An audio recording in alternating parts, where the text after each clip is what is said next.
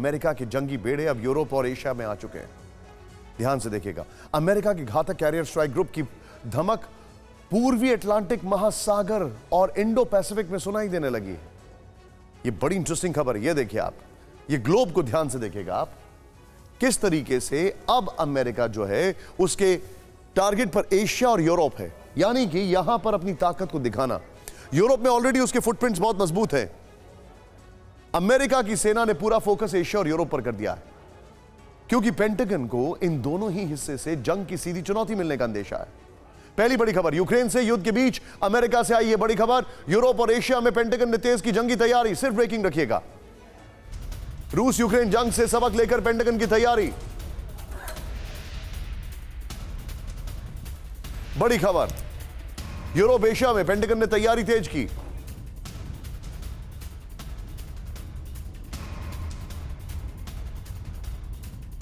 Pentagon के press secretary ने दी जानकारी विद द विजुअल्स नाउ।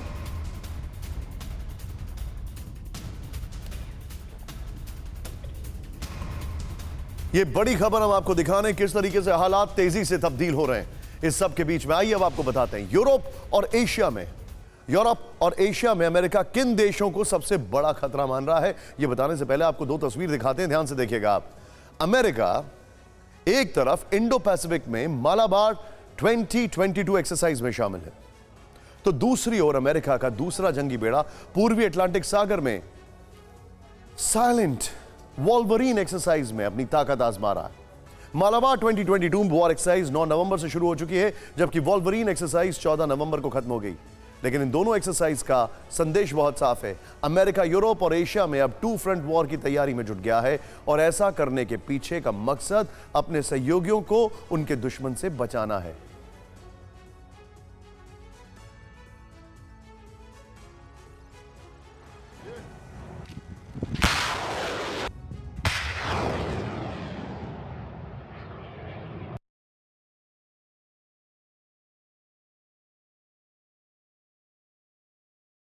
तो ग्राफिक्स हैं, उसके जरिए आपको समझाने की कोशिश करते हैं पेंटागन का यूरोप प्लान डिकोड क्या हो चुका है और ये है क्या। सीधे आइए यहां पर तेजी से।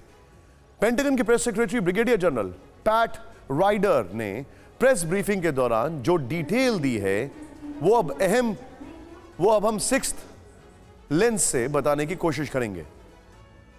नंबर 1, ध्यान से देखिएगा आप, पेंटागन का यूरोप प्लान। क्या सैटेलाइट वॉल्वरीन एक्सरसाइज, क्या सैटेलाइट वॉल्वरीन एक्सरसाइज कहां? पूर्वी अटलांटिक सागर में। कौन साथ साथ है? US, Canada, Denmark, Germany, France, Netherland, Spain.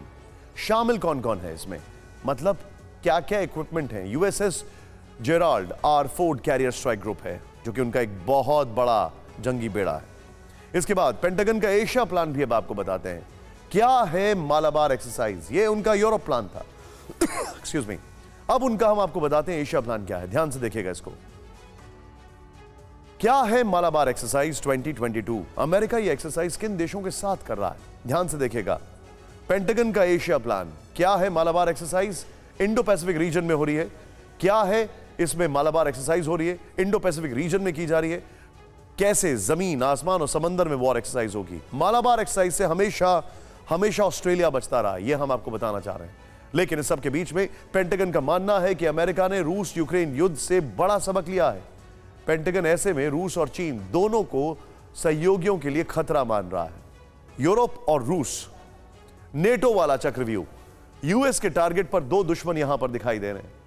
अब जो फैक्ट्स हैं, एक चक्रव्यूह बना हुआ है, एक चक्रव्यूह नेटो के 6 देशों के साथ मिलकर बनाया गया है। ध्यान से देखिएगा, एशिया और चीन, यहां पर क्वाड वाला चक्रव्यूह है। असल में अमेरिका को लगता है कि रूस यूरोप के लिए बड़ा खतरा है। अमेरिका को लगता है कि रूस यूरोप के लिए बड़ा खतरा साबित हो सकता है। पुराना वॉल लिखाइए। तो वहीं चीन ताइवान के लिए भी किसी भी वक्त मुसीबत का सबब बन सकता है। चीन ताइवान के लिए भी मुसीबत का सबब बन सकता है।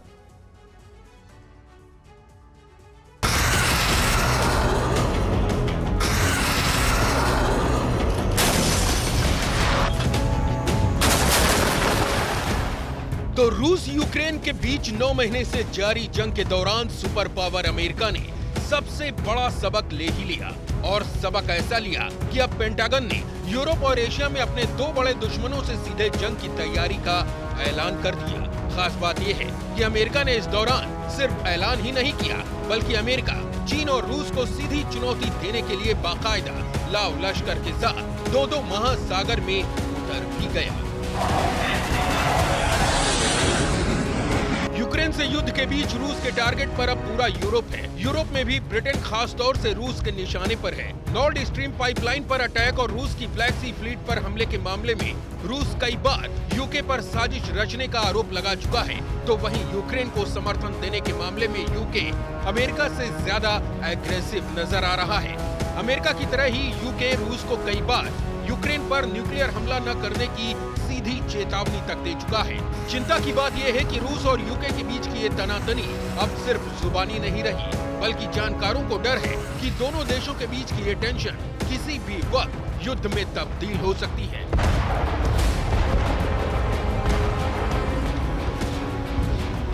इसका अंदेशा अमेरिका को भी है, इसीलिए एक हफ्ते पहले ही अमेरिका ने USS Gerald R Ford aircraft carrier को कैरियर स्ट्राइक ग्रुप 10 के साथ पूर्वी अटलांटिक महासागर की ओर रवाना कर दिया। अमेरिका का ये स्ट्राइक ग्रुप नेटो में शामिल 6 देश Canada, Denmark, Germany, France, Netherland और स्पेन के साथ साइलेंट वॉल्वरिन एक्सरसाइज कर रहा है। और इस एक्सरसाइज के जरिए अमेरिका रूस को यूरोप से दूर रहने का सीधा संदेश दे रहा है। ये खुलासा पेंटागन के press secretary brigadier general Pat Ryder ने प्रेस कॉन्फ्रेंस में की और ये जानकारी भी दी कि अमेरिका का पूरा फोकस सिर्फ यूरोप नहीं है, बल्कि एशिया में चीन को सबसे बड़ा चैलेंज मानते हुए भी अमेरिका अब बड़े कदम उठा रहा है। अमेरिका की नेवी इस वक्त इंडो पैसिफिक में है। यहाँ फिलीपींस सी में क्वाड देशों के समूह यानी कि ऑस्ट्रेलिया, जापान और भारत के साथ मिलकर अमेरिका सरफेस, एयर और सब surface multilateral field training exercise कर रहा है, जिसका बड़ा मकसद चीन को क्वाड की ताकत दिखाकर हदों में रहने की वार्निंग देना है। चीन अमेरिका की नजर में इसलिए आंख की किरकिरी बना हुआ है क्योंकि विस्तारवादी चालों के लिए बदनाम चीन ताइवान पर कब्जा करने की नियत पाले है। अगस्त में जब से अमेरिकी संसद की अध्यक्ष नैन्सी पेलोसी ने ताइवान का दौरा किया है, तब से चीन ताइवान को वॉर एक्सरसाइज करके आंखें दिखा रहा है। तब से हर दिन लगातार चीन के फाइटर जेट्स और नेवी शिप्स ताइवान की हवाई और समुद्री सीमा को लांघ रहे हैं। शी जिनपिंग के तीसरी बार राष्ट्रपति बनने के बाद ये कोशिशें काफी तेज हुई हैं और जिनपिंग ने 2 दिन पहले ही चीन की पीपुल्स लिबरेशन आर्मी को ताइवान को लेकर युद्ध लड़ने के लिए तैयार रहने का फरमान भी सुनाया है, जिसके बाद अमेरिका चीन को लेकर काफी चौकन्ना हो चुका है और इसीलिए पेंटागन अब यूरोप और एशिया दोनों ही जगह रूस और चीन को काउंटर करने के लिए अपने जंगी बेड़े में शामिल घातक हथियारों को धार देने में जुट गया है।